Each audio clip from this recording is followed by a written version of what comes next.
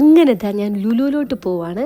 Part 1 കണ്ടവർക്ക് മനസ്സിലാകും. അതിൽ ഞാൻ പറഞ്ഞിട്ടുണ്ടായിരുന്നു എനിക്ക് പ്രത്യേകം ഒന്നും വാങ്ങാൻ വേണ്ടി ഞാൻ ഇറങ്ങിയതല്ല, വെറുതെ ഒന്ന് പുറത്തേക്ക് ഇറങ്ങിയതാണ്. സത്യത്തിൽ ഇതൊക്കെ ഒന്ന് കണ്ട് കേട്ട് അറിഞ്ഞു പോയാൽ തന്നെ മനസ്സിനൊരു ചെറിയൊരു സന്തോഷം കിട്ടും. പിന്നെ പ്രത്യേകിച്ച് ഓഫായിട്ട് എങ്ങോട്ടെങ്കിലും പോയില്ല എന്നുണ്ടെങ്കിൽ എനിക്ക് ഭയങ്കര റിഗ്രറ്റ് അടിക്കും. അയ്യോ ഇന്ന് അവധിയായിരുന്നല്ലോ, എന്നിട്ട് ഞാൻ പുറത്തൊന്നും പോയില്ലല്ലോ എന്നൊരു വിഷമം എനിക്ക് വരും. അതുകൊണ്ട് തന്നെയാണ് ഞാൻ ബസ് കയറി തെണ്ടാൻ വേണ്ടിയിട്ട് ഇറങ്ങിയത്. ഇപ്പം ഈ കുറച്ച് ഡ്രസ്സുകളും ചെരുപ്പുകളും പിന്നെ ആ ഫ്രൈഡേ മാർക്കറ്റൊക്കെ കണ്ടപ്പോൾ എൻ്റെ മനസ്സിനൊരു വല്ലാത്തൊരു സുഖമുണ്ട്. അങ്ങനെ അവിടുത്തെ കറക്കത്തിന് ശേഷം ഞാൻ കുറച്ച് സാധനങ്ങൾ അവിടെ കണ്ടു വെച്ചിട്ടുണ്ട്. ഇനി സാലറി ക്രെഡിറ്റ് ആയ ശേഷം വേണം അവിടുന്ന് വന്നിട്ട് അതൊക്കെ വാങ്ങിയിട്ട് പോകാൻ വേണ്ടിയിട്ട്. വലിയ വിലയുടെ സാധനങ്ങളൊന്നുമല്ല, കൊച്ചു വിലയുടെ സാധനങ്ങൾ. അപ്പോൾ വീക്കെൻഡ് ആയതുകൊണ്ട് ഇവിടെയും ഓഫറുകളുണ്ട്.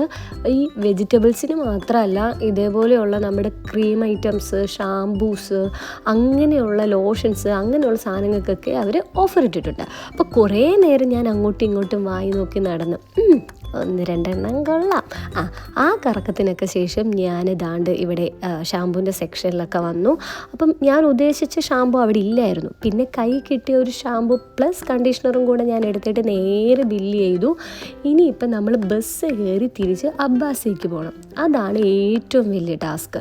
എനിക്ക് ഈ മൈഗ്രെയിൻ്റെ ചെറിയൊരു പ്രശ്നമുണ്ടേ, അതുകൊണ്ട് തന്നെ ബസ്സിലൊക്കെ കയറുന്നു അപ്പൊക്കെ എനിക്ക് തലവേദനയാണ്.